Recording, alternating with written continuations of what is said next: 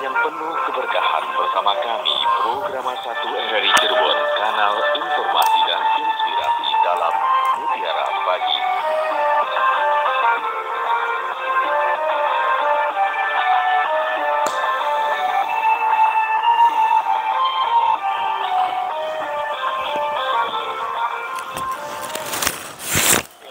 Sudah terhubung melalui sambungan telepon bersama Bapak Kiai yang akan menyampaikan kita pagi kali ini. Assalamualaikum Pak Kiai. Waalaikumsalam warahmatullahi wabarakatuh. Ya, tema kali ini mengangkat tentang hijrah ya Pak Kiai. Ya, betul. Ya, silakan Pak Kiai. Assalamualaikum warahmatullahi wabarakatuh. Alhamdulillahi rabbil alamin. Alladhi tafarrada bil baqa'i wal qidami wal azaliyah. Asyhadu an la ilaha illallah wa la syarika lah. Wa asyhadu anna Muhammadan abduhu wa rasuluh. Allahumma salli wa sallim wa barik ala sayyidina Muhammad wa ala alihi wa ashabihi ajma'in, amma ba'du.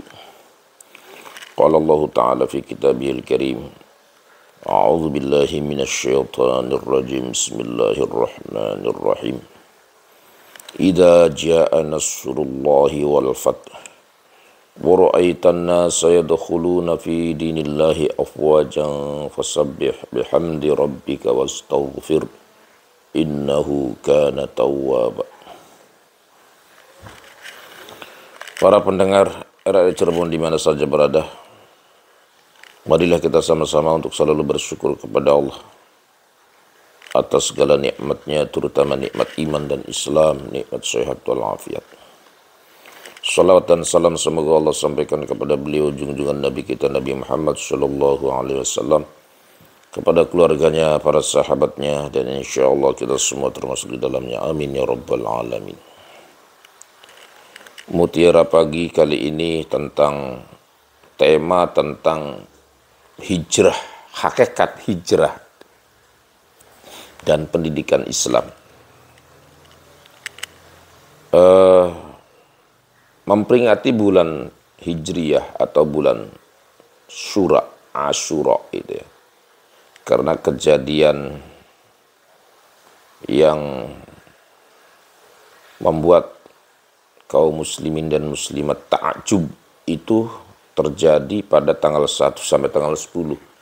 Maka tanggal 1 sampai tanggal 10 itu disebut bulan Asyura gitu ya. 1 sampai 10 disebut bulan Asyura atau bulan Syura gitu ya. Karena Syura sendiri itu diambil dari kata asaro, 10 gitu ya. Nah, puncaknya itu ya tanggal 10 itu. Ketika Nabi Muhammad hijrah dari Mekah ke Madinah, itu tanggal 10 gitu ya. Asyura tanggal 10. Dan banyak juga kejadian-kejadian di dalam malam Asyura itu, diantaranya terlepasnya Nabi Ibrahim ya, dibebaskan dari cengkraman api yang panas juga pada bulan Asyura. Nabi Musa diselamatkan dari Firaun juga bulan Asyura. Begitu juga Nabi Nuh dikeluarkan dari perut ikan juga pada bulan Asyura atau bulan Muharram. Jadi bulan Muharram ini adalah bulan kemenangan bagi umat Islam. Ya, jadi seperti apa sih bulan Muharram itu? Kok agak unik kalau di Indonesia itu ya. Pengeringatannya juga agak unik gitu ya. Kita lihat itu. Orang memperingati bulan Muharram itu. Terutama dari kalangan paranormal. Ya, kalangan para dukun. Semua memperingati bulan Muharram. Apa sih? Ada apa di bulan Muharram itu ya? Jadi jangan dipelantar, jangan dipelintir. Bulan Muharram itu ya bulan kemenangan bagi umat Islam. Semenjak dari zaman Nabi Musa. Gitu ya. Karena bulan kemenangan bagi umat Islam. Nah, kalau zaman dulu, zaman para nabi, umat Islam itu diwajibkan berjuang itu untuk membunuh orang kafir supaya masuk Islam. Ya, perang. Untuk berperang melawan kekafiran, melawan kekufuran, melawan kemusyrikan. Nah, makna hijrah sekarang identik dengan pendidikan Islam. Jadi, hakikatnya makna hijrah sekarang adalah bagaimana mengarahkan anak-anak kita supaya belajar agama yang benar, belajar keyakinan yang benar, sekolah yang benar, gitu loh, ya. Jadi kalau zaman dulu kita berjuang itu pakai senjata, antara mati dan hidup, antara membunuh dan dibunuh, gitu ya. Kalau namanya perang itu kan antara membunuh dan dibunuh. Makanya solusi yang terakhir itu adalah perang. Jadi orang Arab itu kan zaman para nabi, ya, sampai Nabi Muhammad, sampai sahabat Nabi, itu sebenarnya tidak senang perang itu. Siapa sih yang mau dibunuh, ya? Siapa sih yang mau membunuh orang? Nggak ada yang senang. Cuman karena itu perintah Allah untuk mempertahankan dirinya dan umat Islam, maka terjadilah peperangan. Ada perang Badar, ada perang Uhud, dan puncaknya adalah peperangan.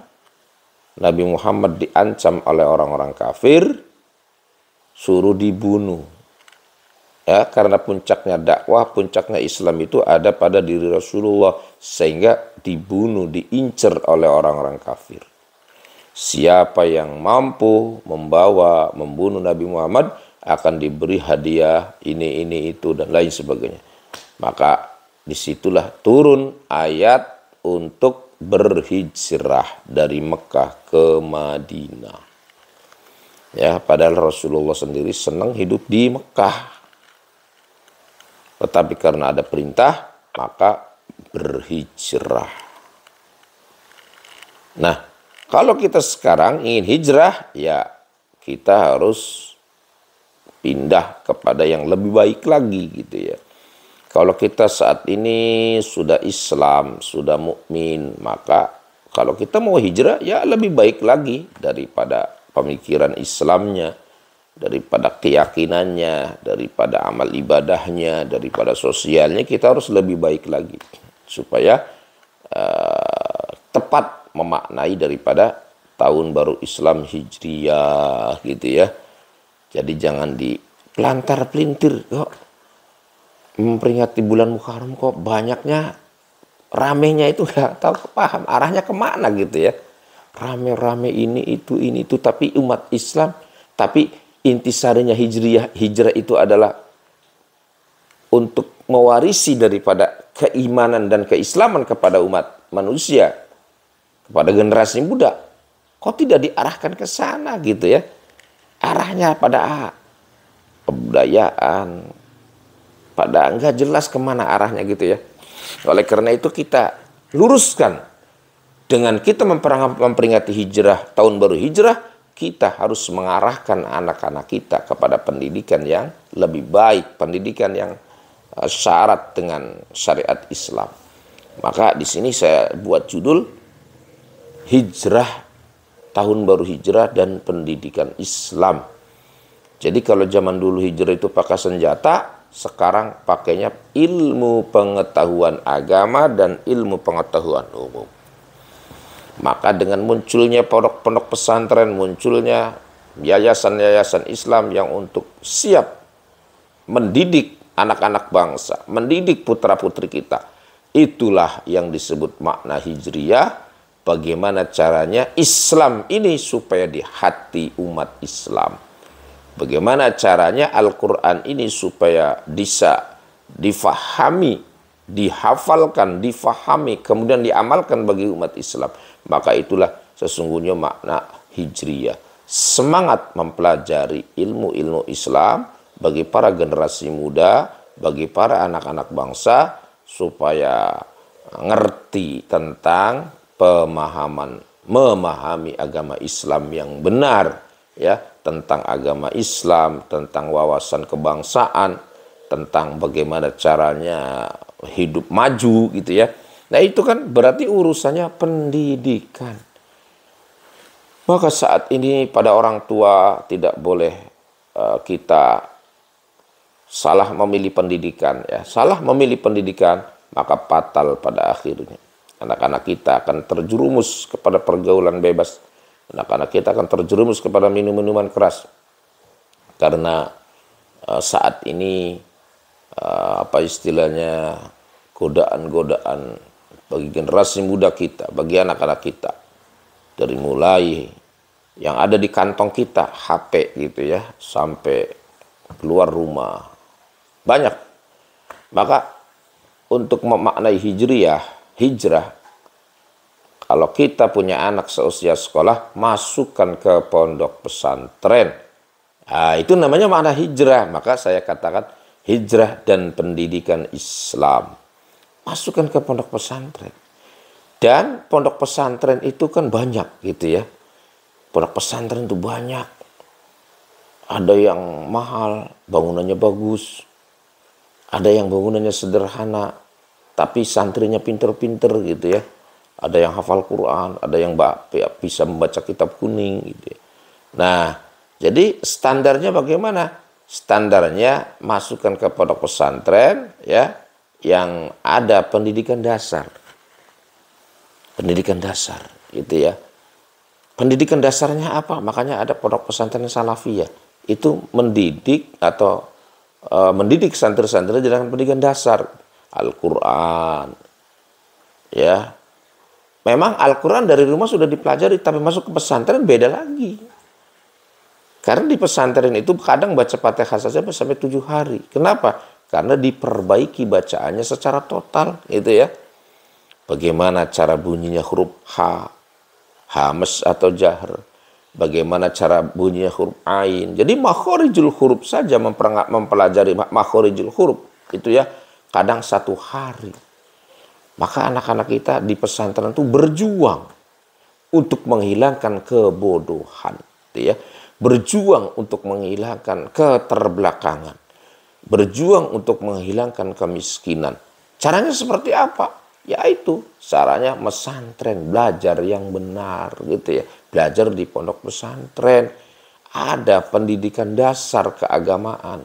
Apa itu? Tadi mempelajari Al-Quran dengan baik, syukur-syukur bisa menjadi tahfidz, orang yang hafal Al-Quran. Nah itu ya makna hijriah sesungguhnya. Kemudian lebih naik lagi setelah hafal Quran, mempelajari isinya Al-Quran. Bagaimana caranya memahami Islam, memahami Quran, memahami hadis-hadis Nabi, memahami kitab-kitab orang tua dulu atau ulama-ulama salaf. Maka harus mempelajari kitab Nahwu Shorob, wan nahwu aula awalan ayyulama idil kalamu dunahu la yufhama.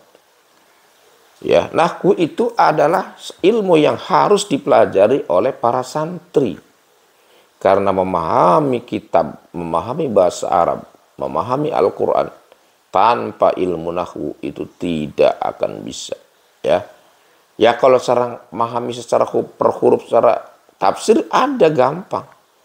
Silakan untuk sendiri, tapi kalau untuk mengajar, kalau siap jadi ustadz, siap jadi mubaligh, siap jadi kiai besar, harus mempelajari nahwu shorob supaya tidak menyesatkan gitu loh ya. Maka anak-anak kita arahkan, kalau suruh pesantren, carilah pesantren yang baik gitu ya. Jangan sampai pesantren yang tidak mengajarkan nahwu shorob di dalamnya, tidak mengajarkan ilmu-ilmu kitab kuning di dalamnya ya. Maka sekarang bermunculan pondok-pondok pesantren. Ada pondok pesantren salafiyah, ada pondok pesantren modern, ada pondok pesantren terpadu gitu ya. Ada pondok pesantren khusus tahfidz Quran, ada pondok pesantren khusus ilmu alat gitu ya. Bahkan ada pondok pesantren yang khusus pertanian. Ada pondok pesantren yang khusus bahari atau ilmu-ilmu kelautan. Banyak banget gitu ya. Nggak apa-apa, silakan. Tapi jangan meninggalkan pendidikan-pendidikan Islam itu sendiri. Apa itu pendidikan Islam?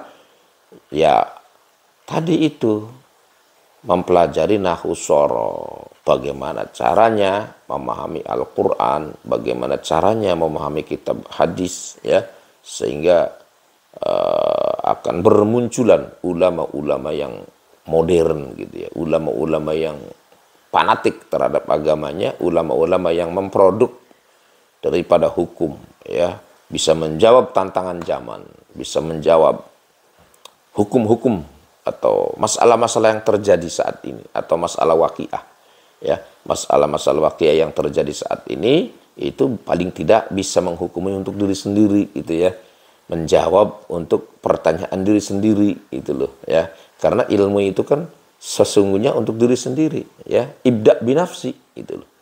Para santri belajar yang benar, ngaji yang benar, sekolah yang benar, tujuannya untuk siapa? Pertama untuk diri sendiri, ibda binafsi, diamalkan untuk diri sendiri supaya menjadi anak yang soleh, supaya menjadi anak yang solihah. Ya, kemudian kalau dibutuhkan untuk masyarakat, ngajar yang ngajar. Karena apa? Wajib menyebarkan ilmu gitu loh ya. Jadi anak soleh, menjadi anak soleh itu tidak cukup dengan diam di rumah, tapi harus ngerti hukum agama, ngerti hukum syariat, ya. Karena kalau orang ngerti hukum syariat, hidupnya akan ada yang melindungi, ada yang mengatur, hidupnya ada yang membatasi gitu ya. Oleh karena itu, makna hijriyah adalah mari kita arahkan anak-anak kita pada pendidikan yang benar ya, agar kelak anak-anak kita menjadi alimun fiddin, salihun fil amal. Alim di dalam masalah agama dan soleh di dalam masalah amal ibadah. Nah, itu membutuhkan ilmu pengetahuan agama, ilmu pengetahuan umum. Ya, anak soleh itu anak seperti apa? Anak soleh itu anak yang berguna bagi nusa dan bangsa gitu loh ya, yang mampu mengelola alam dunia ini. Ini namanya anak soleh. Ya. Kemudian kalau di pesantren tidak cukup jadi anak soleh, maka harus naik derajatnya menjadi alim, orang yang ngerti agama. Orang yang ngerti agama disebut alim itu harus menguasai beberapa ilmu, disiplin ilmu gitu ya. Harus hafal nahwu, jurmiyah, amriti, alfiyah. Naik lagi setelah itu mempelajari ilmu nahwu, ilmu usul fikih. Bagaimana cara memahami istimbat hukum kepada Al-Quran langsung. Itu jadi supaya keren gitu ya. Anak muda sudah hafal alfiyah itu keren gitu ya. Kemudian bagaimana caranya berpikir supaya positif, berpikirnya supaya bisa diarahkan kepada yang baik. Maka ada pelajaran ilmu mantik atau ilmu logika. Supaya menjadi orang ahli hukum ada usul fikih gitu ya, ada kaidah fikih. Supaya otaknya diisi dengan bahasa-bahasa yang indah, maka ada pelajaran ilmu balaghah. Ya, jadi silahkan tuh ilmu-ilmu Islam itu dipelajari bagi santri-santri yang pesantren. Jangan sampai ada pondok pesantren tidak mempelajari nahwu sorof, hanya hura-hura aja di pesantrennya. Kadang di sananya pesantren tahfidz Quran, tapi tidak ada yang hafal Quran. Ya, hanya namanya saja untuk membohongi masyarakat, gitu loh. Ya, oleh karena itu, mari kita arahkan anak-anak kita pada pesantren yang benar. Ya, oke, itu aja dulu, semoga ada manfaatnya. Terima kasih Bapak Kiai Haji Aminuddin, dan selanjutnya pendengar, Anda bisa berinteraksi